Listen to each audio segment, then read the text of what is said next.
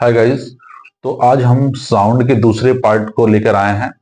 उसमें हम कुछ टॉपिक्स जो था फर्स्ट पार्ट में डील किया था और कुछ टॉपिक्स जो इंपॉर्टेंट थे वो रह गए थे, उसको हम आज डील करेंगे। तो चलिए स्टार्ट करते हैं। तो सबसे पहला जो हमारा इसमें एक है टॉपिक वो है पिच। अब पिच से क्वेश्चन काफी कॉमन है, बहुत बार पूछा जाता है। तो सबसे पहली बात हम ये जानते हैं कि पिच डिपेंड किस पे करता है, तो हमारा किस पे डिपेंड करता है, फ्रीक्वेंसी पे। दूसरा जो क्वेश्चन इसमें आता है बहुत इंपॉर्टेंट क्वेश्चन, वो आता है कि मेल का जो पिच होता है वो लो होता है कि हाई होता है। तो आपको याद रखना है कि कैसा होता है, लो होता है। और वहीं पे फीमेल का पिच अगर बोला जाए तो वो क्या होता है, फीमेल या फिर चाइल्ड का भी बोला जाए तो ये दोनों का पिच क्या होता है, हाई होता है। अब पिच एक ऐसी क्वालिटी है, साउंड की एक ऐसी क्वालिटी है जिसकी वजह से हम ये डिफ्रेंशिएट कर पाते हैं कि कोई आवाज पतला है कि मोटा है। आप जनरली देखे भी होंगे कि जो लेडीज या फिर जो बच्चे की आवाज होता है वो थोड़ा सा पतला होता है, बट जेंट्स या मेल का जो आवाज होता है थोड़ा सा भारी टाइप का होता है। तो ये इसी के वजह से होता है कि पिच जो क्वालिटी है इसके वजह से होता है।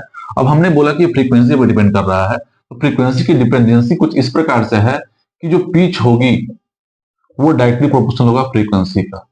यानी कि पिच ज्यादा है तो मतलब कि फ्रीक्वेंसी ज्यादा है, या फिर उल्टा भी बोल सकते हैं कि फ्रीक्वेंसी ज्यादा है तो पिच क्या होगा, ज्यादा होगा। फ्रीक्वेंसी कम होगा तो पिच क्या होगा, कम होगा। तो इसको आप ग्राफिकल रिप्रेजेंटेशन से भी देख सकते हैं कि अगर हाई पिच होगा तो उसका ग्राफिकल रिप्रेजेंटेशन कुछ इस प्रकार से होगा। यानी कि जिसमें फ्रीक्वेंसी है वो ज्यादा है, बट लो पिच वाला जो साउंड होगा उसका वेव का जो कुछ रिप्रेजेंटेशन होगा कुछ इस प्रकार से होगा। ये क्या है, हमारा लो पिच है, और ये क्या है, हाई पिच। अब देख सकते हैं जैसा कि फ्रीक्वेंसी पर डिपेंड करता है, तो फ्रीक्वेंसी क्या होता है कि एक सेकेंड में जितना ऑसिलेशन कंप्लीट होगा वो फ्रीक्वेंसी कहलाएगा।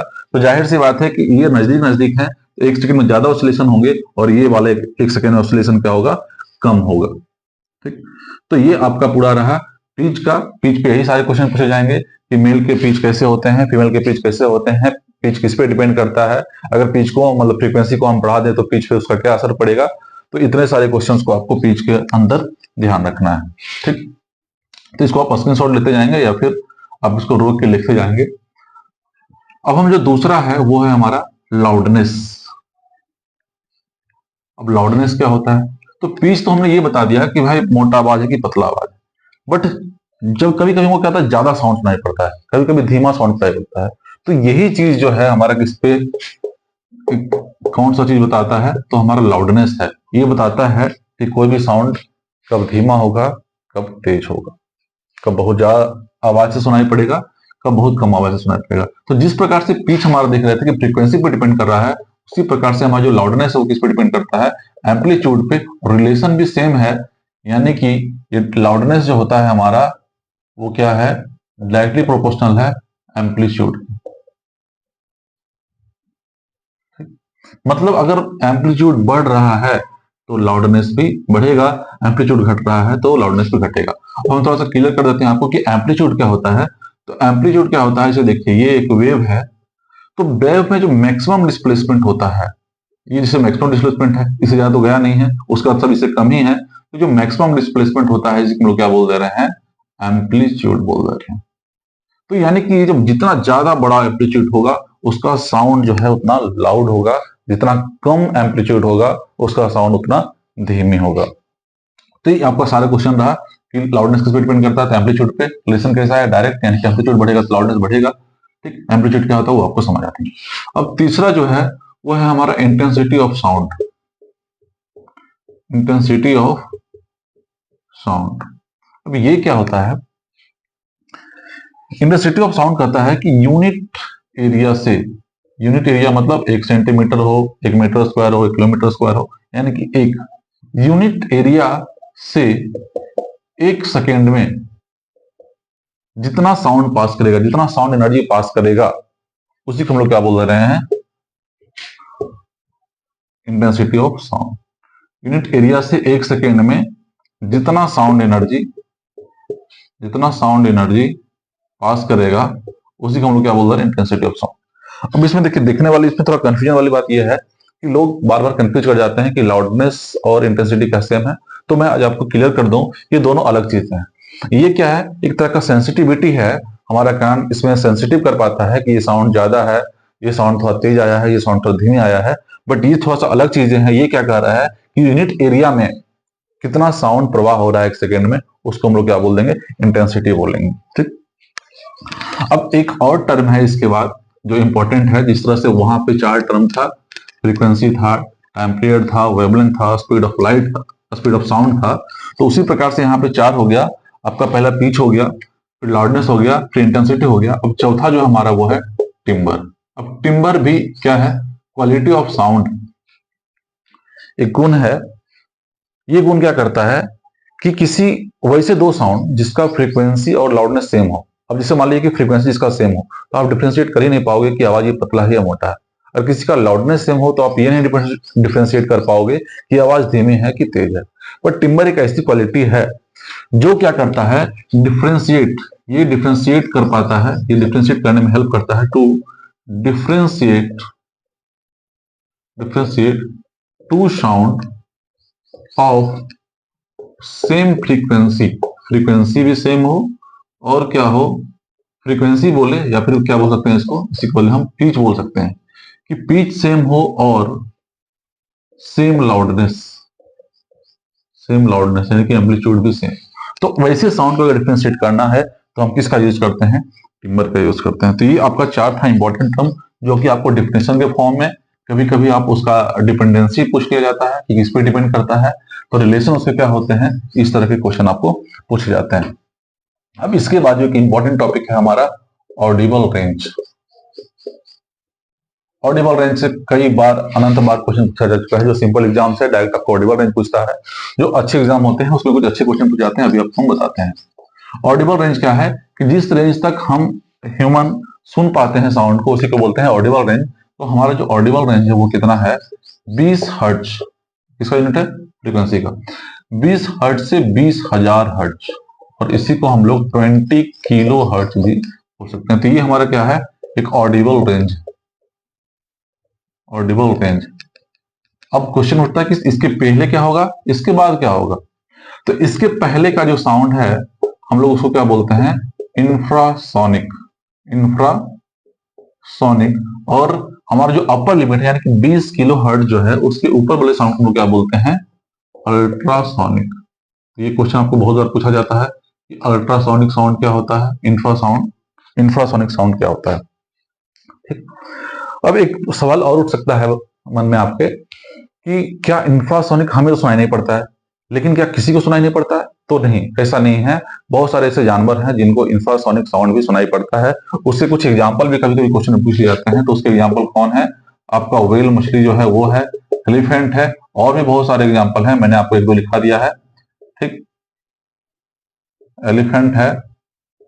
और उसी प्रकार से जब इंफ्रासोनिक की बात किया जाए तो इंफ्रासोनिक जनरेशन के लिए बैट जो आपका होता है, चमगादड़ होता है, वो आपका इंफ्रासोनिक साउंड जनरेट करता है, सॉरी अल्ट्रासोनिक साउंड जनरेट करता है।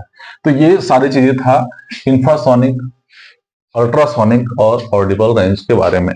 तो धीरे धीरे हम आगे बढ़ते जा रहे हैं, बहुत सारी चीज हमने डील कर दिया है, और जितनी चीज आपको बताई जा रही है इसमें से एक भी वर्ड फालतू नहीं है, सारे के सारे कहीं ना कहीं क्वेश्चंस पूछे गए हैं। हम क्वेश्चंस का भी सिलसिला जारी करेंगे, बट अभी हम आपको एक थ्योरी के तौर पे पहले बता दे रहे हैं ताकि चीजें थोड़ा सा क्लियर हो जाए, कनेक्ट कर पाए आप इस चीजों को। ठीक। अब इसके बाद एक टॉपिक आता है हमारा रिफ्लेक्शन ऑफ साउंड। जिस प्रकार से हम रिफ्लेक्शन ऑफ लाइट पढ़ते हैं, सेम उसी प्रकार से हम रिफ्लेक्शन ऑफ साउंड भी पढ़ते हैं। और अच्छी बात यह है कि रिफ्लेक्शन ऑफ साउंड और रिफ्लेक्शन ऑफ लाइट दोनों के नियम जो है, लॉज जो है वो क्या है, सेम है। अब सेम है तो सबसे पहला हमें क्या पढ़ा था रिफ्लेक्शन ऑफ लाइट में, कि उसके जो इंसिडेंट रे होते हैं और रिफ्लेक्टेड रे होते हैं वो क्या होते हैं, एक ही प्लेन में होते हैं। Incident ray, reflected ray and normal all lies in same plane. तो यहाँ पे इंसिडेंट को हम आई मान लेते हैं, रिफ्लेक्टेड को आर मान लेते हैं, एंड नॉर्मल, ये तीनों क्या होंगे, सेम प्लेन में होंगे। तो पहला नियम तो ये हो गया, पहला लॉज हो गया। और दूसरा जो लॉज था उसमें क्या था कि जो इसके इंसिडेंट रे होंगे और रिफ्लेक्टेड रे होंगे, उस दोनों के बीच में जो एंगल होगा वो क्या होगा, सेम होगा। तो यहाँ पे भी इंसिडेंट यानी कि एक्स, एंगल एक्स जो होगा एंगल बाई के बराबर होगा, और ये हमारा क्या है, नॉर्मल।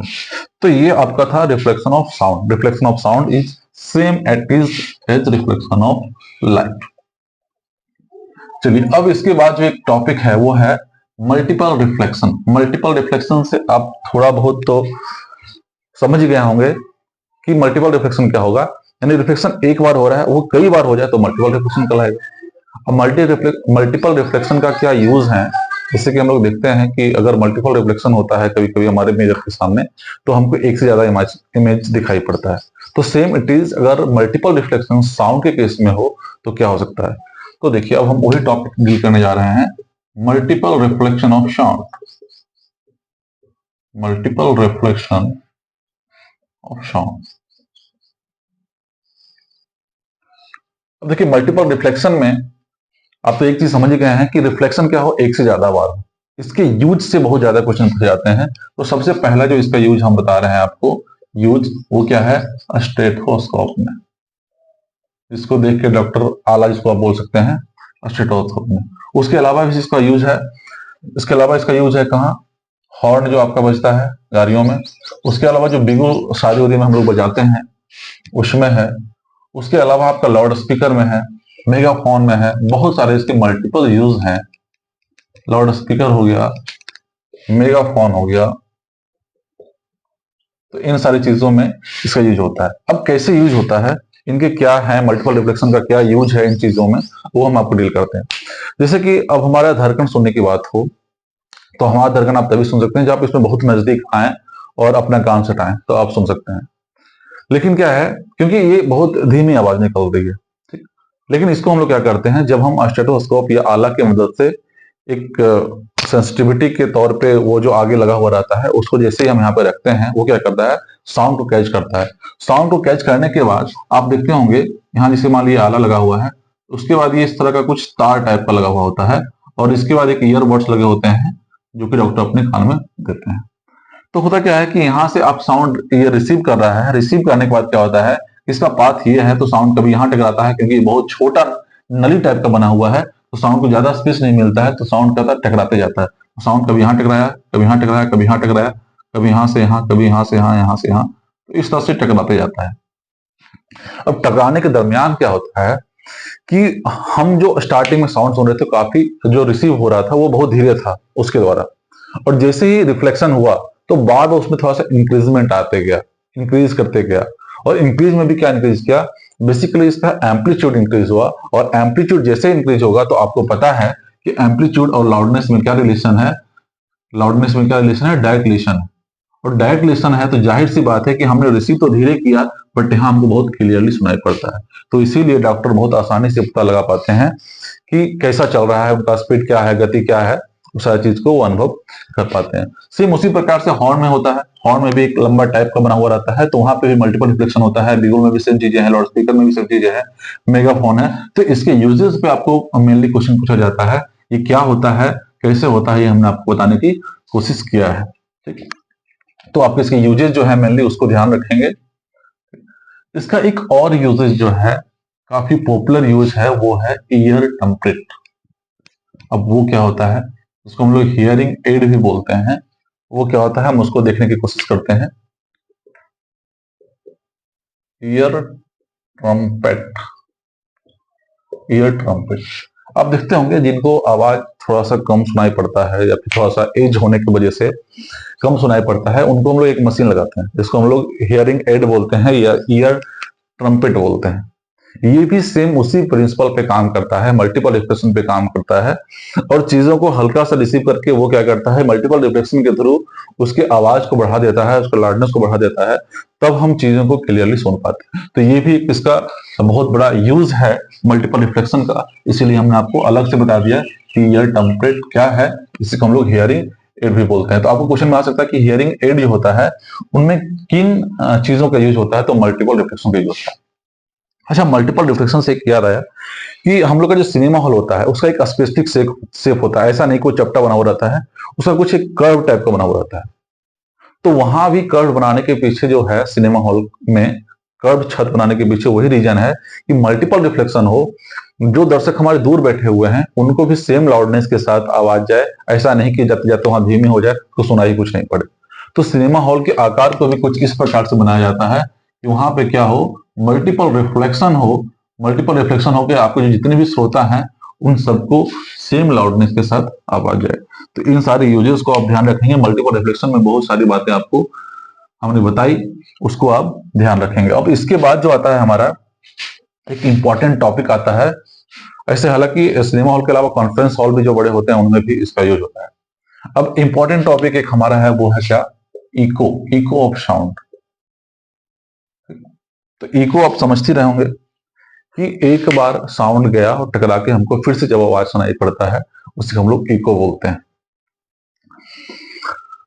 तो अब इको में जो सबसे इंपॉर्टेंट चीजें हैं वो 2-3 क्वेश्चन बहुत मल्टीपल टाइम्स पूछे गए हैं। वो ये पूछा गया है कि इको के लिए मिनिमम डिस्टेंस कितना होना चाहिए, यानी कि हमारा जो ऑब्स्टेकल है जिससे रिफ्लेक्ट होकर साउंड आएगा हमारा, वो कितना होना चाहिए। तो आपको देखिए अलग अलग बुक्स में इसको अलग मिलेंगे, कहीं पे आपको 22 मिलेंगे, कहीं पे आपको 17 मिलेंगे। तो मैं आपको कहूंगा कि अगर 17 नहीं है तो 22 पे टिक लगाएं, लेकिन अगर 17 है तो 17 पे टिक लगाएं। हम आइए चलो तो थोड़ा सा डिटेल में समझते भी हैं। तो सबसे पहले इको तो हमने बता दिया कि क्या है। इको के बाद एक चीज आता है, एक टर्म आता है, वो है persistence of sound. Persistence of sound, persistence of sound का मतलब हो गया कि आपके दिमाग में कोई साउंड आया तो कितने देर तक आपके दिमाग में रहेगा। तो इसके लिए भी कई सारे बुक्स अलग अलग रेफर करते हैं। तो ये जो है सबसे ऑथेंटिक है 1/10 सेकेंड, बट बहुत सारे बुक्स क्या करते हैं 1/15 सेकेंड भी आपको रेफर करेंगे। अब देखिए क्या है कि हमारे अगला साउंड जब आ रहा है तो हम उसको डिफरेंशिएट तभी कर पाएंगे जब वो 1 सेकेंड से ज्यादा में आएगा। अगर 1/10 सेकेंड से पहले आ गया हमारे पास तो हम उसको डिफरेंशिएट नहीं कर पाएंगे, हम उसको अंतर नहीं कर पाएंगे कि कितना है साउंड।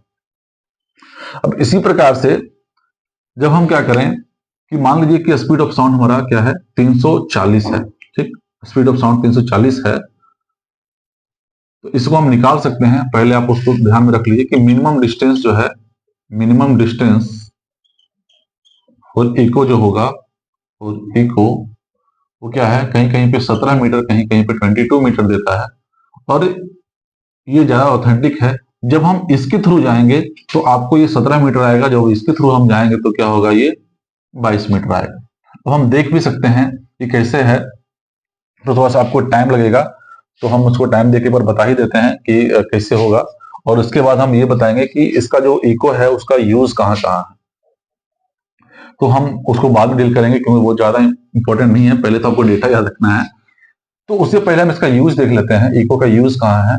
इको का यूज कहाँ है आपका, सबसे पहला जो यूज है आपका स्पीड ऑफ साउंड निकालने में, स्पीड ऑफ साउंड निकालने में है। उसके अलावा यूज है इसका कि चमगादड़ अपना जो प्रे है, जो उसका भोजन है, उसको आइडेंटिफाई कर पाता है। उसके अलावा वो मूवमेंट में भी उसका मदद करता है, तो इसके बैट्स के द्वारा भी इसका यूज किया जाता है इको का। उसके अलावा जो आपका अल्ट्रासोनोग्राफी जिसको हम लोग बोलते हैं, अल्ट्रासाउंड जिसको बोलते हैं, अल्ट्रासोनोग्राफी, सोनोग्राफी, वहां पे भी इसका यूज है। चलिए अब हम कैलकुलेशन थोड़ा सा करके देखेंगे कि 1/10 सेकेंड अगर परसिस्टेंस ऑफ साउंड हो तो उसमें मिनिमम डिस्टेंस कितना होगा, और 1/15 हो तो उसमें मिनिमम डिस्टेंस कितना होगा। इसको बहुत आसानी से हम लोग निकाल सकते हैं। अब उसी में एक फॉर्मूला भी आपको मिल जाएगा। देखिए क्या है, हमें पता है कि स्पीड ऑफ साउंड, किसी भी चीज का साउंड हो, गति हो, व्हीकल हो, चाहे स्पीड ऑफ साउंड हो, तो v बराबर क्या होता है, d/t, यानी कि डिस्टेंस बाई टाइम होता है। अब एक साउंड है जो यहां से निकला, ठीक, यहां से निकलने के बाद यहां मान लीजिए ऑब्स्टेकल है, तो ऑब्स्टेकल है, जाहिर सी बात है यहां जाएगा तभी टकराएगा, और टकराएगा तभी वापस भी आएगा, ठीक। तो हमने क्या मान लिया है कि इसके डिस्टेंस को x मान लिया है, और x जाने में लगा तो आने में भी कितना लगेगा, x लगेगा। यानी कोई मिला के हमारा जो डिस्टेंस बोला जाए तो d बराबर में कितना आ गया, x + x आ गया, वो कितना आ गया, 2x आ गया, ठीक। और टाइम जो हमारा लगा, क्योंकि टाइम हमारा 1/10 लगेगा, क्यों लगेगा, क्योंकि 1/10 से अगर पहले आ गया तो क्या होगा, हमको आवाज वो सुनाई ही नहीं पड़ेगा, इको सुनाई ही नहीं पड़ेगा। अब 1/10 से हम बहुत ज्यादा लेते हैं तो हमारा कैलकुलेशन गलत हो जाएगा। हमको तो मिनिमम निकालना है ना, कि कम से कम मिनिमम कितना हो सकता है। तो हम क्या कर रहे हैं, टाइम की जगह पे 10 ले लेते हैं। अब देखिए साउंड, स्पीड ऑफ साउंड जो होता है हमारे एयर में, वो कितना होता है, v बराबर होता है 340 मीटर के लगभग। ठीक, अब 340 मीटर है तो b बराबर हमने कितने लिख दिया, 340 लिख दिया। अब d क्या है, d का मान हमने लिखा 2x। ठीक, और टाइम जो हमारा क्या है वो 1/10 है, तो 10 ये हमारा ऊपर जाएगा, तो हमारा हो जाएगा कैलकुलेशन 340 बराबर 2x इंटू 10/1। ठीक, अब यहां से अगर x निकालना है तो यहाँ पे क्या होगा, 20 हमारा 340/20 इजकल टू x। वो क्यों कर दिए, क्योंकि 10 गुने 2 20 था, तो डायरेक्ट हम ले आए। ठीक, जीरो से जीरो कट गया, यहाँ पे देख सकते हैं कि x बराबर हमारा कितना निकल के आ गया, 17 मीटर। यानी कि जब हम परसिस्टेंस ऑफ साउंड को 1/10 लेते हैं तो हमारा जो मिनिमम डिस्टेंस होगा इको के लिए वो कितना होगा, 17 मीटर होगा। ये x जो मान निकला है, यानी कि यहां से लेके यहां तक मान निकला है, वो कितना निकला है, 17 मीटर निकला है। बट सेम कैलकुलेशन आप जब करके देखेंगे, आप भी इतना ही रखेंगे, लेकिन t बराबर आप क्या रखेंगे, जब 1/15 रखेंगे तो आपका जो निकल के आएगा मिनिमम डिस्टेंस वो थोड़ा ज्यादा आएगा, वो कितना आएगा, 22 मीटर आएगा। तो आई थिंक अब क्लियर हो गया होगा, और आपको जैसा ऑप्शन में रहे उसके हिसाब से आपको काम करना है। ठीक, अब इसके अलावा एक और जो हमारा है इंपॉर्टेंट टॉपिक है वो है सोनार। सोनार क्या होता है उसको ही समझते हैं, उसके अलावा एक दो छोटे टॉपिक पढ़ेंगे जिसको हम तीसरे पार्ट में कवर करेंगे। एक हमारा जो लास्ट आज का टॉपिक है वो है हमारा सोनार। सोनार क्या होता है, साउंड नेविगेशन एंड रैंकिंग। अब देखिए मेनली इसका क्या है समझना है, हमको यूज समझना है, यूज क्या आता है। तो देखिए होता क्या है, इसका जो यूज है वो आता है आपका किसी भी गहराई नापने के लिए, समुद्र की से गहराई नापना हो,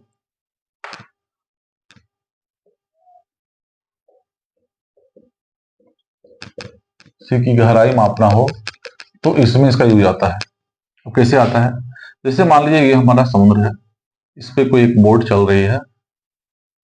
ठीक, अब ये कितना गहरा है इसका जब हमको पता लगाना हो तो हम लोग सोनार का यूज करते हैं।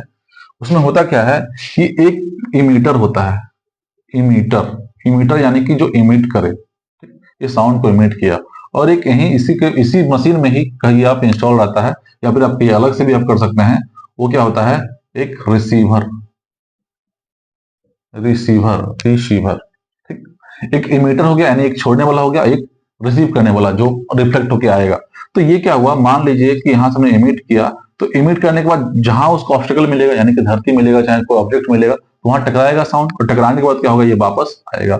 वापस आने के दरमियान उसको रिसीव कौन करेगा, तो हमारा रिसीवर करेगा। तो इसी के दरमियान जितना टाइम लगा है तो हम टाइम निकाल लेंगे कि इतना टाइम लगा है, टाइम मान लीजिए x लगा है। ठीक, अब स्पीड ऑफ साउंड हमारा कितना है पानी में, ये तो हमें पता होता ही है। ठीक, तो लगभग मान लीजिए कि 1400-1500 के रेंज में होता है।